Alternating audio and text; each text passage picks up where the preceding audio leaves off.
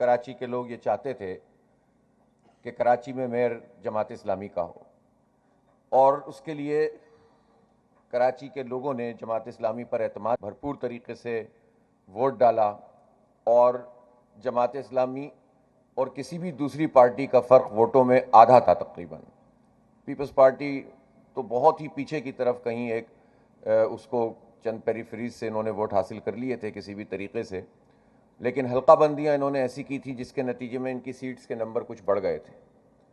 लेकिन फिर बाद में इन्होंने सारे रिकॉर्ड धांधली के तोड़ दिए और उसके बाद इन्होंने अपना मेयर भी ज़बरदस्ती बनवा दिया, ख़रीद व फ़रोख्त भी की, और इसके नतीजे में पूरे शहर का बेड़ा गर्क कर दिया। अब 9 टाउन्स जमात इस्लामी के पास हैं और उन टाउन्स में इख्तियारात की मुंतकली होते होते साल 1.5 साल लगा दिया, और अभी भी पूरे इख्तियारात जो टाउन्स की डोमेन है उसमें नहीं मिले। मजमूई तौर पर अगर आप देखें तो जमहूरियत के चैम्पियन बनने वालों का हाल ये है कि जो जमहूरियत की नर्सरीज़ होती हैं बुनियादी, या तो लोकल बॉडीज़ होती हैं, शहरी हुकूमतें, या तलबा यूनियन होती हैं, या मज़दूर अंजुमनें होती हैं, इन सब जगहों पर इन्होंने एक तरह से शबखून मारा हुआ है। 41 साल हो गए हैं तलबा यूनियन के इंतखाबात नहीं हुए, और बल्दियाती इंतखाबात भी धरने दे देकर करवाने पड़े थे।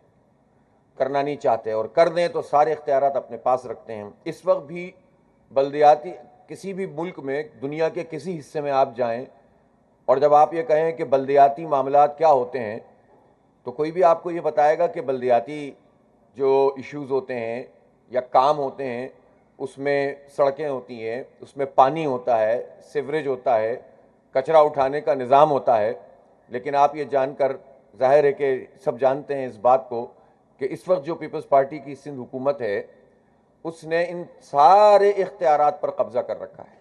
यानी कचरा उठाने का निज़ाम वो पूरा का पूरा सिंध हुकूमत, और फिर उसका एक चैप्टर उन्होंने कराची में बना तो दिया है, लेकिन सिस्टम वही चल रहा है सिंध सॉलिड वेस्ट मैनेजमेंट का। यानी ये भी बल्दियाती नुमाइंदे, जो मुंतखब नुमाइंदे हैं, जो ग्रास रूट लेवल के नुमाइंदे हैं, उनको ये इख्तियार हासिल नहीं है कि कचरा उठाएं। और ज़्यादती ये है कि जो मुआहदे हुए हैं कचरा उठाने के कंपनियों के साथ, जो पीपल्स पार्टी की सिंध हुकूमत ने की हैं, उसमें घर से कचरा उठाने से लेकर बिल्कुल आखिरी स्टेशन तक ले जाने तक का निज़ाम मौजूद है। लेकिन आप सब जानते हैं, हम भी यहीं के रहने वाले हैं, कि हर घर से जो कचरा उठाया जाता है प्राइवेटली लोग उसके पैसे अदा करते हैं ना आप लोग सब। इसका मतलब ये क्या है कि कितना करोड़ों नहीं अरबों रुपए का फ्रॉड होता है, और ये सारा पैसा कहाँ जाता है? इन्होंने ज़बरदस्ती जो है थोड़े थोड़े पैसों में मुख्तलिफ इलाकों से, पूरे सिंध से लोगों को, मज़दूरों को लाकर यहाँ पर इसमें सिंध सॉलिड वेस्ट मैनेजमेंट में नौकरियाँ दे दी हैं, और उनके नाम पर देते थोड़ा सा हैं और शो बहुत ज़्यादा करते हैं, और अरबों रुपए करप्शन करती है पीपल्स पार्टी की सिंध हुकूमत। और हमारे ये जो जिनको मेयर बना दिया गया मुर्तज़ा वहाब साहब, इस मसले पे तो वो कभी बात ही नहीं करते। उन्हें इससे गरज ही नहीं है कि लोगों के साथ क्या सलूक किया जा रहा है इस शहर के लोगों के साथ, बल्कि उल्टा अगर कोई काम करने जाए तो उसमें आके रोड़े अटकाते हैं। अभी मुझे इन्होंने बताया आतिफ अली खान साहब ने कि ये जो हमारा पूरा इलाका है जिसमें ये चाहते हैं कि यहाँ रिक्रिएशनल एक्टिविटीज़ की जाएँ, पार्क्स बनाए जाएँ, तो जब इन्होंने काम शुरू किया तो सिटी वार्डन के नाम पर जो भर्तियाँ इन्होंने की हैं उनको लाकर खड़ा कर दिया और काम करने से रोकते हैं। यानी काम करने से रोकेंगे, करप्शन करेंगे, लूट मार करेंगे, कब्जा करेंगे, ये इन्होंने अपना वतीरा बनाया हुआ है। बहरहाल इन चैलेंजेस का मुकाबला करते हुए इन्होंने मेहनत की है, और ये जमात इस्लामी की पूरी लीडरशिप को क्रेडिट जाता है कि अब अल्हम्दुलिल्लाह एक मरतबा फिर हमारे इन 9 टाउन्स में जमात इस्लामी के तामीर व तरक्की का एक नया सफ़र शुरू हो गया है। और हमने पहले भी ये बात कही थी कि हम इख्तियार से ज़्यादा काम करेंगे, हम उस पर कायम हैं। अल्लाह का शुक्र है कि हम अपने इख्तियारात से ज़्यादा काम कर रहे हैं, इसलिए कि सीवरेज के मसाइल ये भी इनको देखने पड़ते हैं। अगर ये सीवरेज का मसला हल ना करें तो जो सड़क ये बनाएंगे अंदर की गली वो तो टूट जाएगी। तो ये काम जो वाटर बोर्ड के करने का है, जो मुर्तज़ा वहाब साहब के मातहत है, वो भी जमात इस्लामी के टाउन चेयरमैन और यूसी के लोगों को करना पड़ता है। जो काम जो है वो कचरा वाला है, उसकी भी मैनेजमेंट करनी पड़ती है, उसकी भी देखभाल करनी पड़ती है।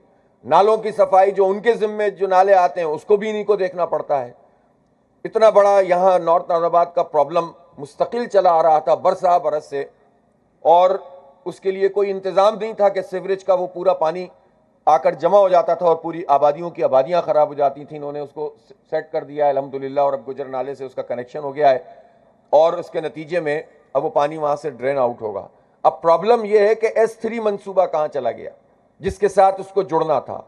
तो 12-12, 15-15 साल से कराची के बड़े बड़े मंसूबे पेंडिंग पड़े हुए हैं। S3 नहीं बन रहा। KCR कराची सर्कुलर रेलवे 6-8 दफ़ा उसका इफ्तिताह कर चुकी हैं मुख्तलिफ गवर्नमेंट्स, नहीं बन रहा। इसी तरह ग्रीन लाइन ये जो यहाँ से जाती है आगे जाके रुक गई है, वो आगे नहीं बढ़ पा रही है, इन्होंने मजीद रोक दिया उसको। रेड लाइन ने यूनिवर्सिटी रोड का बेड़ा गर्क कर दिया है। ऑरेंज लाइन ऐसा शाहकार मंसूबा है अल्हम्दुलिल्लाह कि जिसमें ये कोई 4-6 किलोमीटर का इन्होंने एक पूरा स्ट्रक्चर बनाया और दरमियान में जो बनारस का पुल है उसको भी उन्होंने छोड़ दिया और ये घुमा के 5 नंबर की औरंगी की चौरंगी से सैर करवा के ये ट्रेन इसको ले आते हैं बसों को, और इसको ये ऑरेंज लाइन कहते हैं। पूरे औरंगी को भी कवर नहीं किया इन्होंने इसमें, और कहा था कि हम इसको कनेक्ट कर देंगे ग्रीन लाइन के साथ, वो भी नहीं किया। यानी कौन सा एक काम है जो पीपल्स पार्टी ने पिछले 15 साल में कराची वालों के लिए किया हो। 15,000 बसों की जरूरत है कराची को, ये हम नहीं कह रहे, ये वर्ल्ड बैंक की रिपोर्ट्स कह रही हैं, ये बैनुल अक़वामी सारी रिपोर्ट्स कह रही हैं। 400 बसें लाकर बेवकूफ़ बना रहे हैं लोगों को, और बसें तो ले आए बाइकों पे इस पूरे शहर को और चिंचियों पे लगा दिया, इसलिए कि आपने बल्क ट्रांसपोर्ट प्रोवाइड नहीं किए। अब चिंचियां चलें, धक्के खाएं आप उसमें, या बाइक्स हैं जो 50 लाख से ज़्यादा इस शहर कराची में हो चुकी हैं, और इसलिए हो गई हैं कि ट्रांसपोर्ट अवेलेबल नहीं है। ट्रांसपोर्ट अवेलेबल नहीं है, सड़कें बनी हुई नहीं है, और ई चालान कितना हो रहा है? 25,000, 20,000, 10,000, 5,000। ये क्या ड्रामा है? यानी जो चालान लाहौर में 200 रुपए का है वो कराची में अगर 5,000 रुपए का होगा तो फिर पीपल्स पार्टी की शान में अगर लोग कुछ बयान फरमाते हैं तो इसमें उनको परेशानी क्या होती है? ये जो कब्जा सियासत है, शहर के ऊपर कब्जा, देहातों पे तो उन्होंने पहले कब्जा किया हुआ है, अब शहर पे भी कब्जा जमा लिया है, और इसमें इनकी इश्तराक हमेशा से MQM के साथ मिलकर होता है, और ये लोग मिलकर लूटते हैं, खाते हैं, कब्जे करते हैं, और 30-40 साल बर्बाद कर दिए हमारे शहर के, नस्लें तबाह कर दी हैं इन लोगों ने, जालिमों ने, और इस तरह से इन्होंने जो है वो ग्रिप किया हुआ है। तो ये जो लूट मार का निज़ाम और कब्जे का निज़ाम है, इस कब्जे के निज़ाम से इस शहर को आज़ाद दिलाने की इस तहरीक को जारी रखना है। एक तरफ आज़ादी दिलाएंगे इस पूरे कब्जे से, दूसरी तरफ तामीर और तरक्की का सफ़र जारी रखेंगे, और तीसरी तरफ खिदमत करेंगे। ये जमात इस्लामी जो सिर्फ बातें नहीं करती, नारे नहीं लगाती, हम हुकूमत में ना होने के बावजूद भी काम करते हैं, और जो टाउन्स और यूसीज हमारे पास हैं उसमें भी अल्लाह का शुक्र है कि अब एक नया सफ़र शुरू हो गया है। मुझे यकीन है कि नॉर्थ आज़माबाद टाउन में आप इस साल कम से कम, यानी इस आपका जो फिस्कल ईयर है, इसमें कम से कम 70-80% आप अंदरूनी गलियां सड़कें भी बनाएंगे इंशाल्लाह। आतिफ भाई, अगली दफ़ा हम आपसे पूछेंगे, और इन्होंने अभी प्रेजेंटेशन दी है, इन्होंने अपना पूरा जो है वो वर्किंग कर ली है, और मुझे उम्मीद है कि इंशाल्लाह ताला ये काम कब से शुरू हो रहा है? कारपेटिंग का इसी महीने में शुरू हो जाएगा इंशाल्लाह। पार्क्स को डेवलप करना है, प्रायोरिटी में स्कूल्स को रखिए, आपने बताया भी है, लेकिन जो स्कूल्स भी KMC के आपके तहत आते हैं उन स्कूलों को हम मॉडल स्कूल बनाएंगे, और उनको इस तरह का स्कूल बनाएं कि खुद नॉर्थ आज़माबाद के जो मुतमव्विल लोग हैं वो भी इसमें अपने बच्चों को भेजते हुए फ़ख्र महसूस करें कि हम सही जगह पर भेज रहे हैं, जहाँ मेयारी तालीम मिलेगी और बेहतरीन माहौल मिलेगा। ये नहीं हो कि सरकारी स्कूलों का मतलब ये हो कि बस वो भेज दे कि जो कहीं और नहीं पढ़ा सकता हो, और बेड़ा गर्क किया जाए। ये कल्चर ख़त्म करें, ये हमारा हक है, ये खैरात नहीं है तालीम, ये कमोडिटी नहीं है जो ख़रीदी जाए। इसको इस काबिल करें कि सब लोग फ़ख्रिया अंदाज में अपने बच्चों को यहाँ पढ़ाने में ये एजाज़ महसूस करें, और उसके नतीजे में तालीम और उनकी तरबियत भी बेहतर हो। तो इसको बहुत ज़्यादा फोकस करना है, डिस्पेंसरी की हालत को ठीक करना है, लाइब्रेरीज आपके पास मौजूद हैं।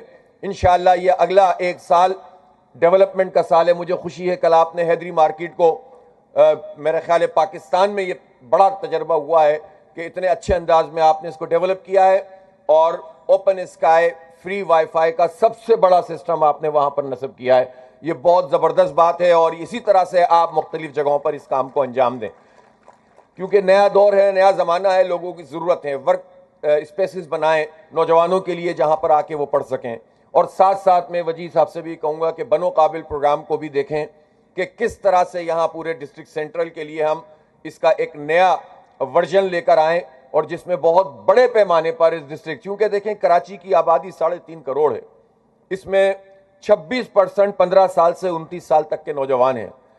इन लोगों में से जो डेटा हमारे पास है 32%, यानी इन लोगों में कि जो 26% है, इस 26% का 32% जो है वो बेरोजगार है, बिल्कुल वाजे तौर पर। और जो रोजगार से हैं उनको भी कोई प्रॉपर तरीके से ये नहीं पता कि इनका काम कैसे चलेगा।